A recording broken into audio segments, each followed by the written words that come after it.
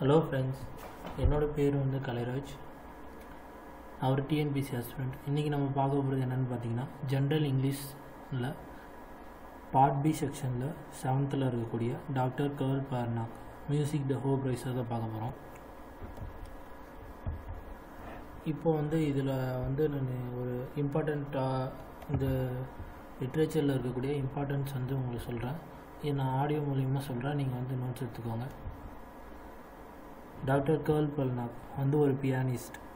அவர் வந்து மியூசிக் டிவிஷனில் Boston conservatory என்ற மியூசிக் டிவிஷனில் டைரக்டராக இருக்கார்.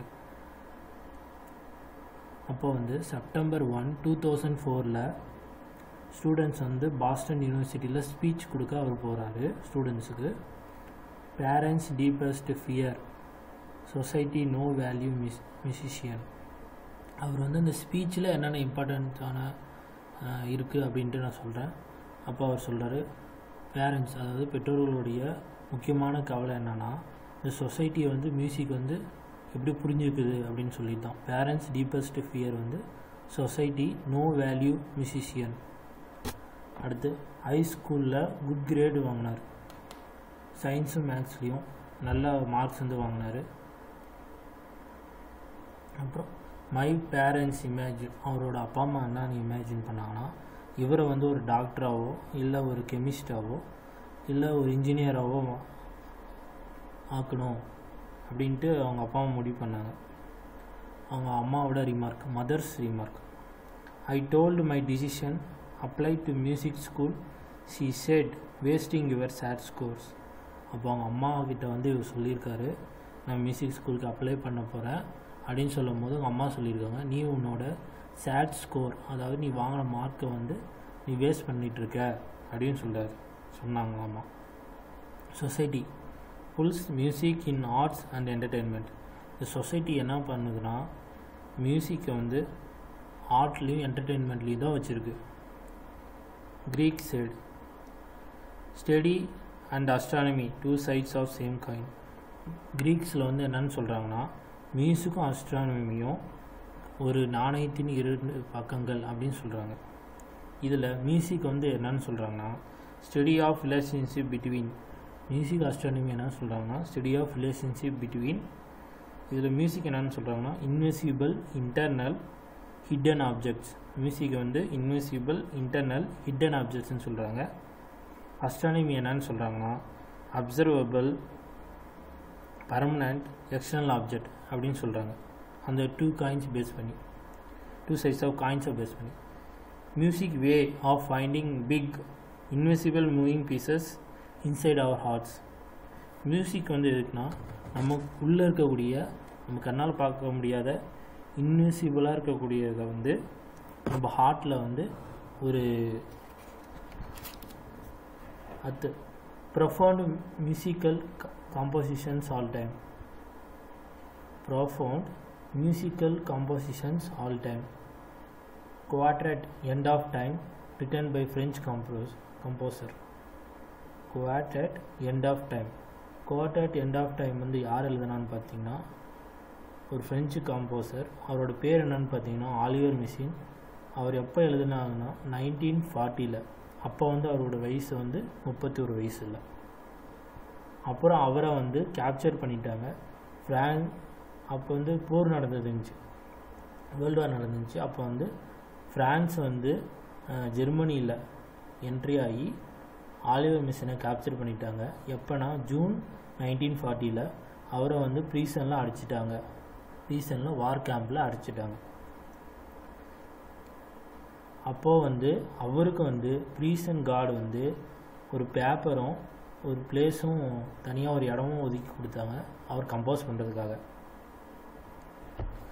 Musical colleges in camp. Cellist, a violinist and a clarinetist. Musical colleges in camp. அவர் கூட சேர்ந்து அவரோட ட்ரூப் யாருன்னு பார்த்தீங்கன்னா, ஒரு செல்லிஸ்ட்டும் ஒரு வயலினிஸ்ட்டும் ஒரு கிளாரினிஸ்ட்டும் இருந்தாங்க. அது Messiaen's wrote quartet specific players in mind. அவர் வந்து அந்த பிளேயர்ஸை வச்சு மியூசிக் கம்போஸ் பண்ணார். அவங்க வந்து எப்போ பர்ஃபார்ம் பண்ணாங்கன்னா ஜனவரி 1941 பர்ஃபார்ம் பண்ணாங்க. யாருக்காக பர்ஃபார்ம் பண்ணாங்கன்னா அவங்க கூடைய ப்ரீசனில் இருந்த 4000 ப்ரீசனர்ஸ்க்கும் காட்ஸ்க்காகவும் பர்ஃபார்ம் பண்ணாங்க. Most famous master work interpreter, இதுதான் மோஸ்ட் ஃபேமஸ் மாஸ்டர் ஒர்க் அப்படின்னு சொல்கிறாங்க. கேம்ப்ஸ் வேர், கேம்பில் என்னென்ன இல்லை, without money, hope, commerce, recreation, basic, respect, not without art, part of survival. கேம்பில் இதெல்லாம் இல்லைனாலும் அவங்க வந்து சர்வை பண்ணி மியூசிக் வந்து போட்டுருவாங்க. Art, part of human spirit, I am alive and my life has meaning. Art வந்து என்னன்னா பார்ட் ஆஃப் ஹியூமன் ஸ்பிரிட்னும் I am alive and my life has meaning அப்படின்னு சொல்லியிருக்காரு Olivier Messiaen. September 2001 resident in Manhattan. அப்போது வந்து நம்ம doctor curl பர்னாக் வந்து September 2001 மேன்ஹாட்டனில் வந்து தங்கிட்டார். காலையில் September 12, 2001 September 12, 2001 understand heart and its relationship to world. அப்போ தான் அவர் புரிஞ்சுக்கிறாரு ஆர்ட்டுக்கும் உலகத்துக்கும் உள்ள ரிலேஷன்ஷிப்பை. அப்போ புரிஞ்சுக்கிறாரு. எப்போனா காலையில் செப்டம்பர் 12, 2001 காலையில் 10 மணிக்கு அவர் பியானோ வாசிக்க ஸ்டார்ட் பண்ணுறாரு. டெய்லி இதே ரொட்டீனாக அவர் பண்ணிகிட்ருக்காரு. I did by force of habit hands off. எப்பயுமே இதே அவர் தொடர்ந்து பண்ணிட்டுருக்காரு. வழக்கம் போல் அவரும் வாசிக்க ஆரம்பிக்காரு. அப்போ திடீர்னு அவருக்கு ஞான உதவி வருது. அப்போ வந்து பக்கத்து வீட்டிலலாம் பார்க்குறாரு. நாம் மட்டும் இது பண்ணிகிட்ருக்கோம், பக்கத்து வீட்டில் என்ன பண்ணிகிட்ருக்காங்க பார்க்கலாம், அவங்க ரொட்டீன் ஒர்க்கை பண்ணிகிட்ருக்காங்களா பார்க்கலான்னு போய் பார்க்குறாரு. அப்போ didn't shoot hoops or play scrabble, didn't play cards, TV, didn't shop, not go to mall. அப்போ வந்து யாரும் எங்கேயும் போகல, யாரும் விளையாடலை, யாரும் கார்ட்ஸ் விளையாடலை, யாரும் ஷாப்பிங் போகல, யாரும் மாலுக்கு போகல, எல்லோரும் அமைதியாக இருக்காங்க. New York evening September 11 around fire houses. நியூயார்க்கில் சாயந்தரம் செப்டம்பர் 11 ஃபயர் ஹவுசஸ், நிறைய ஃபயர் ஹவுசஸ்லாம் வந்துட்டுருக்கு.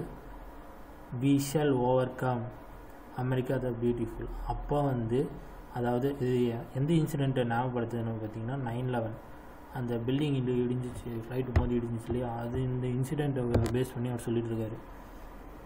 அப்போ வந்து பீப்புள் சாங் என்னான்னு பார்த்து பீப்புள் வந்து பாட்டு பாடிட்டுருக்காங்க தெருவில் கும்பலாக. அது வந்து என்ன சாங்னு பார்த்தீங்கன்னா we shall over come America the beautiful. First organised public event பேர்ம்ஸ் ரெக்யூரம். இதுதான் வந்து ஃபஸ்ட்டு ஆர்கனைஸ்டு பப்ளிக் ஈவெண்ட். பேர்ம்ஸ் ரெக்யூரம் வந்து கம்போஸ் பண்ணுறாரு.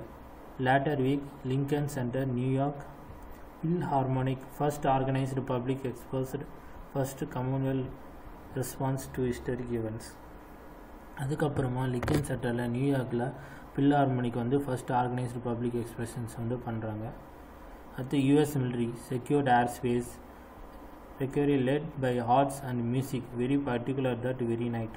அப்போ வந்து யூஎஸ் ஆர்மி வந்து ஏர் ஸ்பேஸ் எல்லாம் வந்து செக்யூர் பண்ணுறாங்க, எல்லாத்தையும் பார்த்துக்கிறாங்க. அப்போ வந்து ஆர்ட்டு மியூசிக்கு தான் வந்து அவங்களுக்கு வந்து ஒரு ஹோப் தருது. கடைசியாக வந்து இந்த கடைசியாக ஒரு லைன் இருக்கும், அது ரொம்ப முக்கியமானது. Music basic need of human life, human survival. Human லைஃப்னு இல்லை, ஹியூமன் சர்வைவல் மியூசிக், அதுதான் வந்து கடைசியாக. இந்த வீடியோஸ் பிடிச்சிருந்தால் சப்ஸ்கிரைப் பண்ணுங்கள். For more videos please subscribe. Thank you. This is Kaliyaraj signing of.